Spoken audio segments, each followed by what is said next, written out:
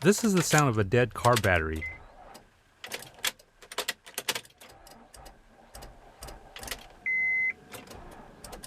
And no matter where you are, there's never a good time for your battery to die. But today, I'll show you how to be prepared and jumpstart your car without a second vehicle using a portable jump starter. Plus, I'll show you how to reset your radio code after we're done. This is an old portable jump starter, which is why it's so huge, but some modern versions are so small you can fit them in your glove box. To use a portable jump starter, locate its black and red clamps. On some models, you'll have to plug them into the jumper device, but connecting them to your vehicle is easy. Start with the red clip and clamp it onto the red positive terminal on your battery. Then clamp the black cable onto the negative terminal or ground. Make sure they're secure and have good metal-to-metal contact. When you're ready, turn on the jump starter. Most models should have a warning indicator if you have the cables reversed. Mine's looking pretty good here. After the cables are connected, wait about 30 seconds before trying to start your vehicle. My engine started up almost right away, but sometimes it might need a couple of cranks before the engine will start.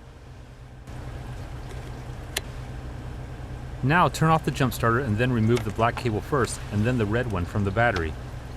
At this point, it's a good idea to let the engine run for a bit or take it for a short drive to charge up the battery.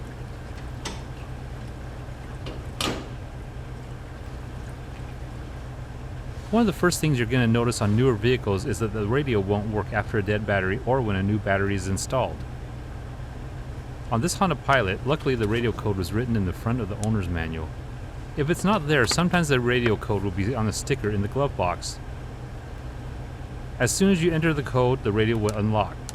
If you can't find the code, you'll probably have to have a dealership help you unlock your radio. Before ending the video, I'll show you how to set the clock on this 2006 Honda Pilot. First, power off the radio. Then press and hold the tuning button. After the beep, use the hour and minute buttons to set the clock.